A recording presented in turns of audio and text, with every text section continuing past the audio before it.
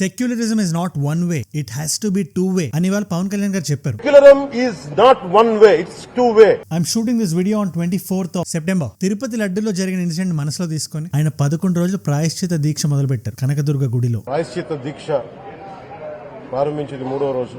దానికి ఆయన ఓ మాట అన్నారు, సనాతన ధర్మాన్ని పరిరక్షించడానికి అని. అసలు ఈ సనాతన ధర్మం అంటే ఏంటి, ఈ వీడియోలో అదే డిస్కస్ చేద్దాం. పెరిఫెరల్ గా కాదు, in depth and as usual గా అన్బయాస్డ్ గా న్యూట్రల్ గా ఈ విషయాన్ని అనలిటికల్ లెన్స్ నుంచి చూద్దాం. నేను ఒక సగటు వ్యక్తిని, పబ్లిక్ డొమైన్ లో నాకు ఇన్ఫర్మేషన్ వస్తుంది, నా మైండ్ కి వచ్చిన క్వశ్చన్స్, నాకు అనిపించిన డౌట్స్ ఈ వీడియోలో నేను మీకు చెప్పబోతున్నాను. ఇన్ఫాక్ట్ మూడు క్వశ్చన్స్ ఉన్నాయి యాజ్ యూజువల్ గా. పవన్ కళ్యాణ్ గారికి ఉన్నాయి, వైసీపీ వాళ్ళకి ఉన్నాయి. అది ఈ వీడియో ఎండ్ లో అడుగుతా. బట్ ఆ క్వశ్చన్ దాకా వెళ్ళాలంటే we need deeper insight and critical thinking. ప్రతి టాపిక్ మీద if I feel a need to raise the voice, నా వాయిస్ ఖచ్చితంగా ఉంటుంది, మన వాయిస్ ఖచ్చితంగా ఉంటుంది. అది 0.01% ఉన్నా పర్వాలేదు, but it has to be there. ఆ వాయిస్ కి ఒక వైడర్ రీచ్ ఇచ్చే రెస్పాన్సిబిలిటీ మీది. మన ఛానల్ ని సబ్స్క్రైబ్ చేసుకోండి, because this is for a greater good. నేను అడగబోయే క్వశ్చన్లకు మీకు ఆన్సర్లు తెలిసినా, ఇంకేదైనా వీడియో మీద నేను మాట్లాడాలని మీకు అనిపించినా, ఈ టాపిక్ మీద మీ అభిప్రాయాన్ని ప్రతిదీ కింద కామెంట్స్ లో రాయండి. ఎందుకంటే I'm building a forum of neutral people. మన సమాజానికి, మన సొసైటీకి అది ఇప్పుడు అవసరం. కాంటెక్స్ట్ ఇవ్వాలంటే పవన్ కళ్యాణ్ గారు చాలా మాట్లాడినారు ఇవాళ టెంపుల్లో. ఒక్కొక్కటి చూద్దాం, ప్రతిదాన్ని డైసెక్ట్ చేద్దాం. ఫస్ట్లీ ఆయన చెప్పింది secularism is not one way, it has to B two way. దీనికి కొంచెం కాంటెక్స్ట్ ఇవ్వాలి. జనరలీ మన ఇండియన్ డయాస్పోరా గురించి మాట్లాడితే, ఇన్ఫాక్ట్ ఏ కంట్రీ అయినా దెల్ బి టూ వింగ్స్,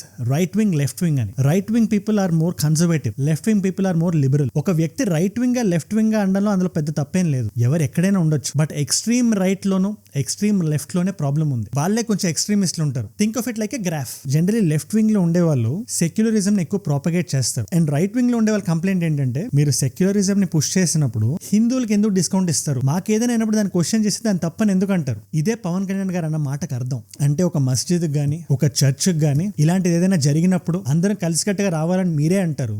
ఒక హిందూ గుడికి, ఒక తిరుపతి లడ్డూకి అన్యాయం జరిగినప్పుడు క్వశ్చన్ చేస్తే అది తప్ప అని దాని అర్థం. ఇదే పాయింట్ మీద ఆయన ప్రకాష్ రాజ్ గారిని క్వశ్చన్ చేస్తారు. ఇదంతా ఒక ట్వీట్ తో స్టార్ట్ అయింది. ఈ తిరుపతి లడ్డు గురించి పవన్ కళ్యాణ్ గారు ఒక ట్వీట్ పెట్టినప్పుడు దానికి రెస్పాండ్ అవుతూ, మీరు డిప్యూటీ సీఎం గా ఉన్నారు కదా, చేయాల్సిన న్యాయం ఏదైనా ఉంటే చేయండి, దీన్ని బయటకు వచ్చి నేషన్ వైడ్ న్యూస్ ఎందుకు చేస్తున్నారు, దీనివల్ల కమ్యూనల్ వైలెన్స్ పెరుగుతుంది అని దాని అర్థం. ప్రకాష్ రాజ్ గారు ఎందుకు అలా అనుంటారు అనేది డిఫరెంట్ డిస్కషన్. ఎందుకంటే ఆయనకి పర్సనల్ గా బీజేపీతో ఇష్యూస్ ఉన్నాయి. అండ్ ఇప్పుడు పవన్ కళ్యాణ్ గారు బీజేపీతో అటాచ్ అయి ఉన్నారు. ఆయన అలా ట్వీట్ చేయడానికి చాలా రీజన్స్ ఉండు. బట్ ఇక్కడ పవన్ కళ్యాణ్ గారు మూవీ గోయింగ్ ఆడియన్స్ ని, నువ్వు సినిమా టికెట్ల కోసం బెనిఫిట్ షోలకు వెళ్తావు, ప్రీ రిలీజ్ పాసుల కోసం ఎగబడతావు, హీరోని మోస్తావు, బట్ ఇది ఒక నేషనల్ ఇష్యూ కదా, నువ్వు బయటకు రోడ్డు మీద రాకపోయినా పర్వాలేదు, నీ కోపం కూడా రాకపోతే ఎలా అని అడిగారు. I think he has a valid point ఇక్కడ. ఎంతమంది నిరసన తెలియజేస్తారు, రోడ్ల మీద రమ్మని చెప్పట్ల, కనీసం మీకు కోపం కూడా రాకపోతే మేము ఏం చేస్తాం? గుడికెళ్లే ప్రతి హిందూ బాధ్యత కాదా ఇది? ఇప్పుడు వాట్ అబౌటిజం ఎక్కువ అవుతుంది. అంటే పవన్ కళ్యాణ్ గారు అలా అన్నారంటే, ఆయన ఎప్పుడో వేసిన ఒక ముస్లిం అవుట్ ఫిట్ ని, లేదా ఆయన పిల్లలకి పెట్టిన క్రిస్టియన్ పేర్లని చూపించి నీకు ఏ రైట్ ఉంది క్వశ్చన్ చేయడానికి. ఆయన ఆర్గ్యుమెంట్ లో ఉండే మెరిట్ ని పక్కన పెట్టేసి ఇలా వాట్ అబౌటిజం లోకి వెళ్ళి క్వశ్చన్ చేయడం ఎంతవరకు కరెక్ట్? ఆయన ఏమన్నారు, మన టెంపుల్లో ఒక అన్యాయం జరిగింది, మీకు కోపం రావట్లేదా అని ఒక కామన్ మ్యాన్ అడిగారు. ఇది ఇక్కడ వరకే చూడండి, దీనికి ఒక పొలిటికల్ యాంగిల్ ఉందా లేదా లాస్ట్ లో డిస్కస్ చేద్దాం. బట్ ఈ బౌండరీ వరకు పెట్టుకుంటే మాత్రం ఆయన క్వశ్చన్ చేయడంలో ఏం తప్పు ఉందంటారు. ఈ కాయిన్ కు ఉండే అదర్ సైడ్ ఏంటంటే, ఇప్పుడు మీరు పవన్ కళ్యాణ్ గారిని క్వశ్చన్ చేయాలంటే ఆయన ఎప్పుడో వేసిన ముస్లిం అవుట్ ఫిట్ కాదు మనం క్వశ్చన్ చేయాల్సింది. ఎందుకంటే సనాతన ధర్మం itself says everyone is inclusive, మనందరం ఒక్కటే, వసుదైక కుటుంబం అంటది. But you know what we really need to question, ఎక్కడైతే ఆయన బౌండరీ దాటి రాజకీయాల్ని, ఒక పర్టికులర్ పార్టీకి సంబంధించిన రాజకీయ నాయకుల్ని దీంట్లోకి లాగుతారో, that's when we need to question him in a fair way. TTD ఒక ఇండిపెండెంట్ బాడీ అయినప్పుడు తిరుపతి లడ్డు దగ్గర జరిగిన తప్పుకి దాంట్లోకి ఫోర్స్ఫుల్ గా పాలిటిక్స్ ని తీసుకురావడం ఎంతవరకు కరెక్ట్? టీటీడీ అనేది ఇండిపెండెంట్ బాడీ కదా. బట్ అగైన్ ఇది ఫైనల్ క్వశ్చన్స్ లోకి వస్తుంది. ఎందుకో అడిగా, ఫైనల్లీ తిరుపతిని, లడ్డూని, కలియుగ దైవం వెంకటేశ్వర స్వామిని అందరినీ రాజకీయాల్లోకి లాగేశారు. ఒక పార్టీని మనం నిందించలేం. దీంట్లో అన్ని పార్టీ వాళ్ళు సమానంగా పాల్గొన్నారు. ఒకరు బురద జల్లే ప్రయత్నం చేస్తే ఇంకొకరు బురద జల్లడానికి అవకాశం ఇచ్చారు. దీంట్లో ఎవరి తప్పంటే ఎవరిదని చెప్తాం. ఎందుకంటే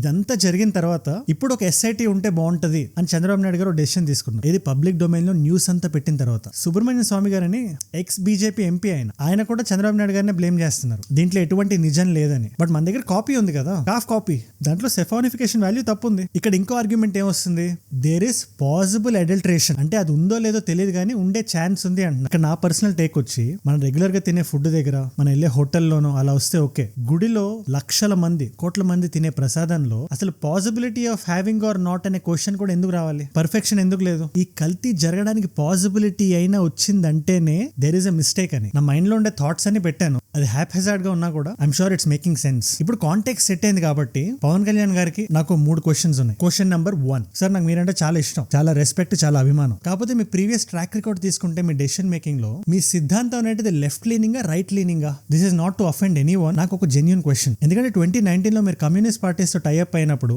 ఈ సనాతన ధర్మం పాయింట్స్ మీరు ఎందుకు తీసుకురాలేదు? క్వశ్చన్ నెంబర్ 2, సార్ తిరుపతి లడ్డులో beef tallow lard and fish oil కలవడం అన్యాయం. కలిసి ఉంటే తప్పు జరిగింది, తప్పు కాదు, బ్లండర్ జరిగినట్టే. కానీ ఆ తప్పు జరిగితే స్పెసిఫిక్ గా తప్పు జరగడానికి కారణం ఎవరో చూడాలి, కానీ దీంట్లో రాజకీయాలను లాగడం ఎంతవరకు కరెక్ట్ అంటారు? క్వశ్చన్ నెంబర్ 3, సార్ మన ధర్మాన్ని మనం పరిరక్షించుకోవాలి, కాపాడుకోవాలి, అది మన హక్కు. కానీ ఇదే రెస్పాన్స్ గత 100 రోజుల్లో జరిగిన అన్ని మేజర్ ఇష్యూస్ మీద ఇచ్చుంటే బాగుండేదని నా అభిప్రాయం అండి. మీరు ఏమంటారు దాన్ని? పవన్ కళ్యాణ్ గారిని మాత్రం క్వశ్చన్ చేసి ఆగిపోను. పవన్ కళ్యాణ్ గారికి నాకు ఈ 3 క్వశ్చన్లు ఉన్నాయి అంతే. ఆయన చెప్పిన మాటల్లో స్పెసిఫిక్ గా సనాతన ధర్మానికి సంబంధించి నాకు తప్పు కనబడలేదు. ఎందుకంటే if anybody is a Hindu, unabashedly Hindu అయి ఉండాలి. దాంట్లో డిస్కౌంట్లు ఉండకూడదు. ఇప్పుడు ఆయన సినిమా రిలీజ్ అయితే ఫస్ట్ డే మార్నింగ్ షో వెళ్తాను నేను. ఇప్పటికీ ఖుషి సినిమాని చూస్తుంటా. నాకు one of my most favourite films. అలా అని చెప్పి ఆయన పట్ల ఉండే నా ఇష్టం క్వశ్చన్ చేసే నా ఇన్స్టింక్ట్ కి అడ్డం రాకూడదు. అది న్యూట్రల్ గా ఎప్పటికీ ఉండాలి. అందుకే పవన్ కళ్యాణ్ గారికి ఒక్కడికే క్వశ్చన్ చేసి ఆగట్లేదు. వైసీపీ పార్టీ కూడా నాకు 3 క్వశ్చన్లు ఉన్నాయి. క్వశ్చన్ నెంబర్ 1, ఈ ఎంటైర్ తిరుపతి లడ్డు ఇష్యూ మీద మీ ఫైనల్ టేక్ ఏంటి? క్వశ్చన్ నెంబర్ 2, వాళ్ళు మీ మీద బురద చల్లుతున్నారని మీరు ఫీల్ అవుతున్నారు కదా, బురద చల్లే వరకు ఎందుకు వచ్చిందని మీరు అనుకుంటున్నారు? ఇకపోతే ఫైనల్ క్వశ్చన్ నెంబర్ 3, ఇది నాకు జెన్యూన్లీ అనిపిస్తుంది. ఆ వచ్చిన రిపోర్ట్ ని ప్రజల్లోకి తీసుకెళ్లిపోయారు అంటున్నారు కదా, అదే కాఫ్ రిపోర్ట్ ని, సెఫానిఫికేషన్ వాల్యూ తక్కువ ఉండే రిపోర్ట్ ని, అడల్టరేషన్ జరిగిందని బాధపడుతున్నారా, ప్రజల్లోకి తీసుకెళ్లారని బాధపడుతున్నారా? దీని మీద నాకు క్లారిటీ కావాలి. బీఫ్ టాలో, ఫిష్ ఆయిల్ ఇవన్నీ ఉన్నాయా లేవా అనేది అది possibilities. But basic level adulteration అయితే జరిగింది కదా తిరుపతి లడ్డు మీద. దాని మీద మీ స్టాండ్ ఏంటి? Today's video might be harsh, out of context లో క్లిప్స్ తీసి ట్విట్టర్ లో కూడా పెడుతున్నాను, గమనించట్లేదని కూడా కాదు. బట్ మన గొంతుని ఏది ఆపకూడదు. ఈ న్యూట్రల్ ఫోరం అనేది, న్యూట్రల్ డయాస్పోరా అనేది, ఇట్ షుడ్ ఎగ్జిస్ట్. మీరు ఉన్నారనే ధైర్యమే నాకు ఇంత ఇదిగా సపోర్ట్ చేస్తున్నారు. Thank you for showing the love, thank you for subscribing. కొత్తగా ఎవరైనా వీడియోకి వచ్చున్నా, ఈ వీడియోతో నేను డిస్కవర్ చేస్తున్నా, you will not regret it. Subscribe చేసుకోండి. నేను అడిగిన ఈ 6 క్వశ్చన్లో ఏ ఒక్క క్వశ్చన్ కి మీకు ఆన్సర్ తెలిసినా నాకు కింద కామెంట్ చేయండి, నాకు చెప్పండి. అది కాకుండా నెక్స్ట్ ఏ టాపిక్ మీద పనిచేయాలో కూడా కింద నాకు చెప్పండి. ఇక్కడ వరకు మీరు వచ్చారంటే you really like my content. So ఈ వీడియో అయినా మీకు డెఫినెట్లీ నచ్చుతాయి. మనందరం together we should grow, we should rise above political biases, rise above religious disharmony, rise above hate. అంటే మనం. జై హింద్.